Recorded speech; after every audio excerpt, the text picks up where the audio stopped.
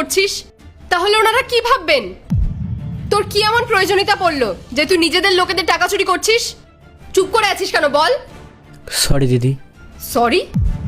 তুই আজকে যে কাজটা করেছিস না, সেটা একদম ঠিক করিসনি। ছি, তোকে আমার ভাই ভাবতেও লজ্জা লাগছে। অনেক টাকা একসাথে দেখে লোভ সামলাতে পারিসনি, তাই না? তোকে আমি কতবার বুঝিয়েছি যে ভালো করে একটু পড়াশোনা কর, ভালো একটা জব কর, কিন্তু না, তুই তো সারাদিন তোর ওই বন্ধুদের সাথে আড্ডা মারবি। আরে তুই আজকে আমার মান সম্মান পুরো ধুলোয় মিশিয়ে দিয়েছিস। তুই জানিস আজ পর্যন্ত এই বাড়িতে 1 টাকাও এদিক ওদিক হয়নি। রাহুল আমাকে এতটাই বিশ্বাস করে যে ও এদিক ওদিক টাকা রেখে দেয়, আর তুই আমার ভাই হয়ে এতটা জঘন্য একটা কাজ করলি। মেঘা, ছেড়ে দাও ওকে, ও হয়তো ভুল করে রেখে দিয়েছে।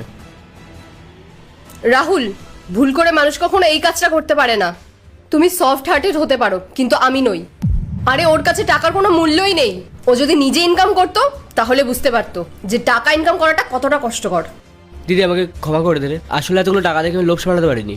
যাই হোক, তুমি আমাকে ক্ষমা করে দাও। চুপ কর তুই, আমি তোর আর একটা কথাও শুনতে চাই না। আমার চোখের সামনে থেকে বেরিয়ে যা, বেরিয়ে যা বলছি। মেঘা, ছেড়ে দাও ওকে। আর ভাই, তুমি এই কাজটা কেন করলে? আরে এটাও তো তোমার একটা বাড়ি। যদি তোমার সত্যিই টাকার কোনো প্রয়োজন হয় তাহলে তো তুমি আমাকে ডাইরেক্ট এসে বলতে পারতে। রাহুল, ও ভালোবাসার ভাষা বুঝবে না।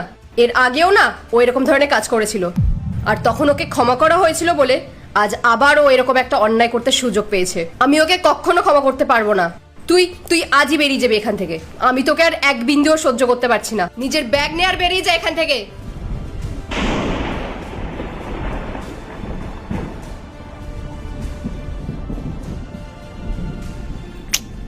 মেঘা, তুমি শুধু শুধুই ছেলেটার উপরে এতক্ষণ ধরে চিৎকার করলে।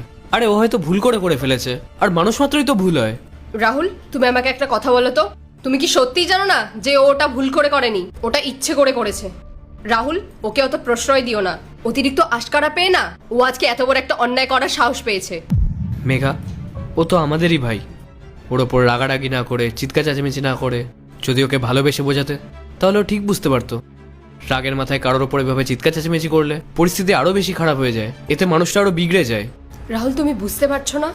ও আজকে নিজের ঘরে চুরি করেছে, কাল যদি বাইরে গিয়ে অন্য কোথাও চুরি করে, তখন আমরা সমাজে মুখ দেখাবো কি করে? তখন কি হবে আমাদের? আমি শুধু ওর ভবিষ্যৎ নিয়ে ভয় পাচ্ছি, আর কিচ্ছু না।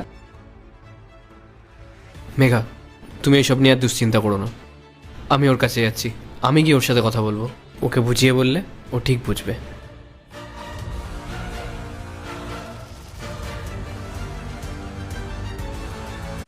পার্ট 2 দেখতে সাবস্ক্রাইব করো ভেলকু 78M।